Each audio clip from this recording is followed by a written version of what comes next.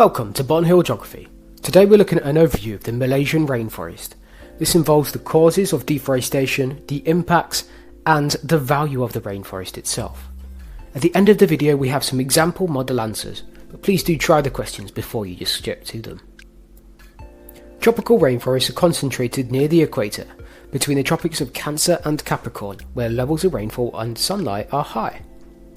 Major tropical rainforests include the Amazon rainforest in South America, the Congo Basin in Africa, and the Southeast Asian rainforest, of which we are focusing on the Malaysian rainforest today. Tropical rainforests experience consistent high temperatures, normally between 27 to 28 degrees Celsius, and annual rainfall between 1,800 and 2,500 millimeters per year, with the wettest months seeing up to 215 millimeters. This can vary depending on where recordings are taken. As we can see, this example for the Malaysian rainforest here has significantly lower levels of rainfall. The distribution is quite high. Despite their lush vegetation, tropical rainforest soils are generally very poor. Heavy rainfall leaches the nutrients from the soil, leaving behind infertile iron-rich soils called lattisols. This means that nutrient cycling happens in rainforests very quickly, which is also part of the reason why lots of the rainforest trees have wide and shallow roots to absorb as many nutrients from the soil as they can before they are leached away. In 2013 in Malaysia, 67% of the land area was rainforest, as we can see, spread over these two main islands. However, by 2023 this declined to as little as 54%, indicating rapid deforestation taking place. Let's now look at the value of the Malaysian rainforest, not only to their economy, but socially, economically and environmentally. Rainforests support millions of indigenous people, providing them with food, shelter and medicine.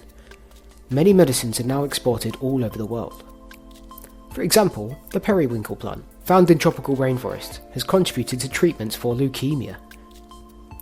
Malaysia became the largest exporter of tropical wood in the world in the 1980s.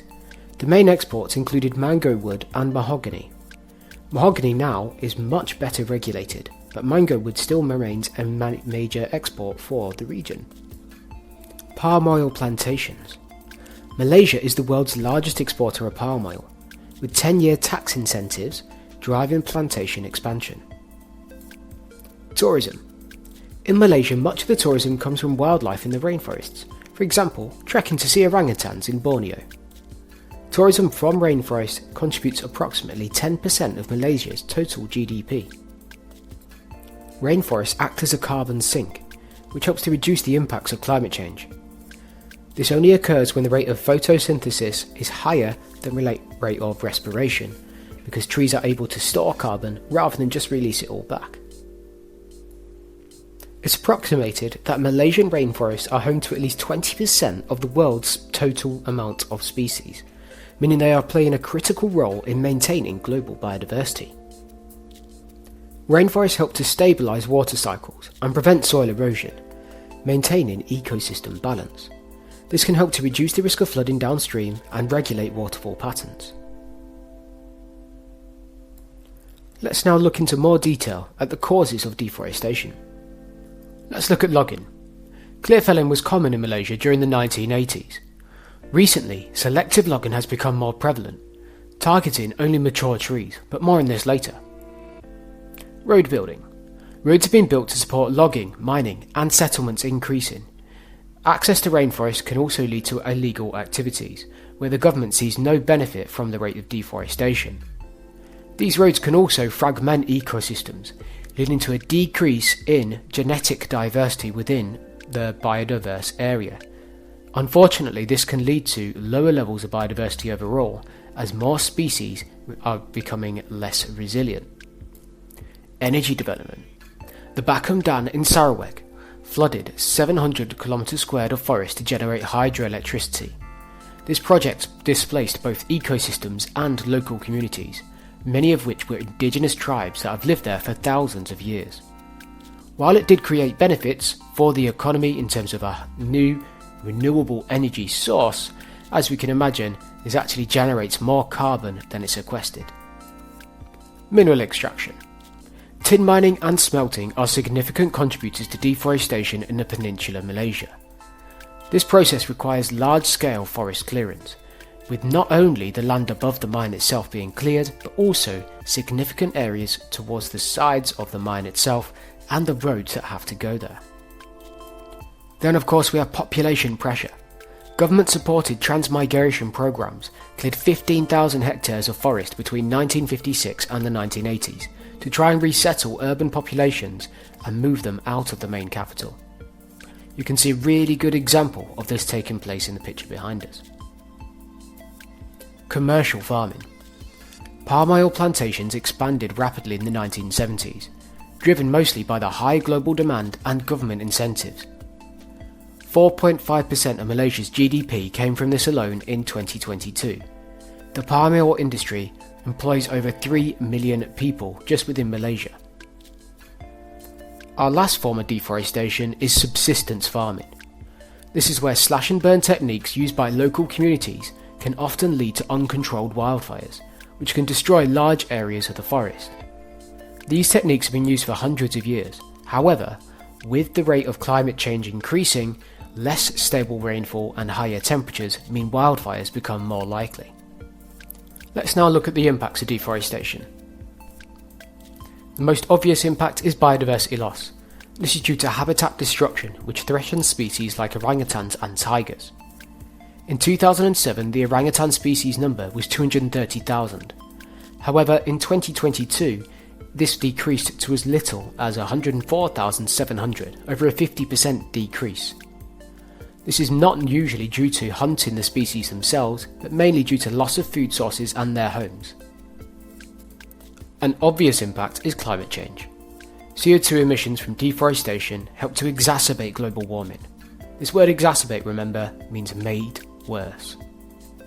We have soil degradation. Exposed soil is prone to erosion and nutrient leaching. As we know in the rainforest, these fertile soils are already very thin, so they can easily be washed away, exposing the iron-rich lattice underneath them, which cannot support further plant growth, leading to an increase in the rate of climate change and, unfortunately, little being able to grow back later. Indigenous communities can also lose their homes and their cultural heritage, many of which have been forced to move to urban areas, as a result increasing the rates of urbanisation and further population pressure. So while deforestation boosts short-term income from logging and farming, it undermines the long-term sustainability in ecotourism and biodiversity-dependent sectors. Let's now look at some sustainable management strategies that Malaysia have been trying to employ. We'll also use some examples from the Amazon rainforest here. Let's first look at selective logging. The advantages is that it protects younger trees, it reduces soil erosion and maintains biodiversity. However, it does still involve tree removal and can be quite challenging to manage. For example, in Sarawak in Malaysia, they employ horse logging and helicopter logging to minimise damage to other trees. As a result, they can have significantly less rates of deforestation overall. We then have examples of replanting. The advantages of replanting is it helps to restore biodiversity and helps to prevent soil erosion in deforested areas. However, saplings can take decades to mature, and quite a lot of them won't survive.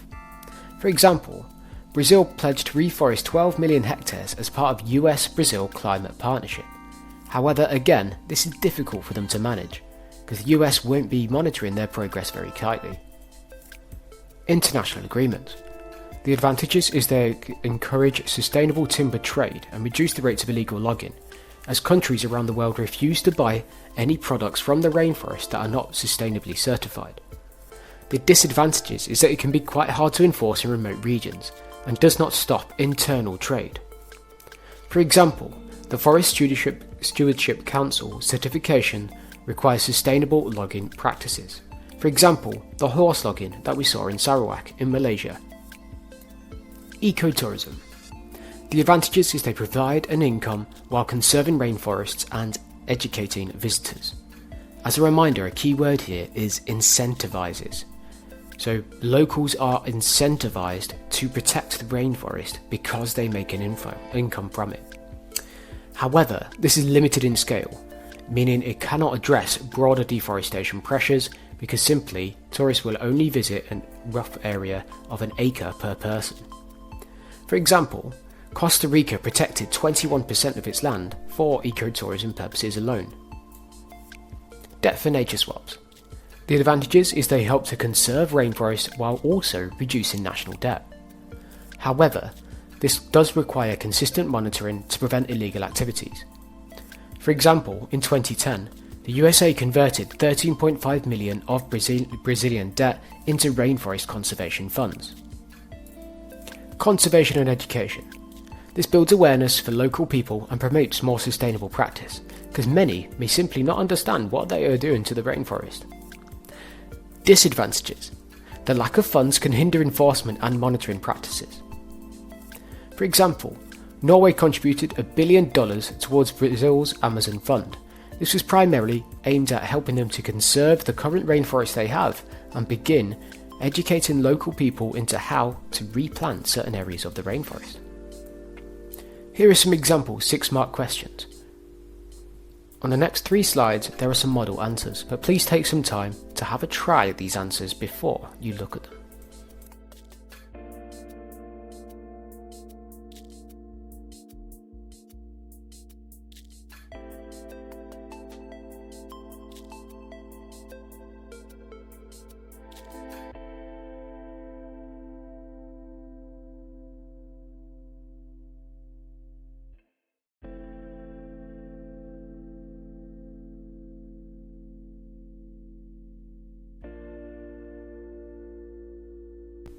Thank you for watching Bond Hill Geography. Like and subscribe for more future content.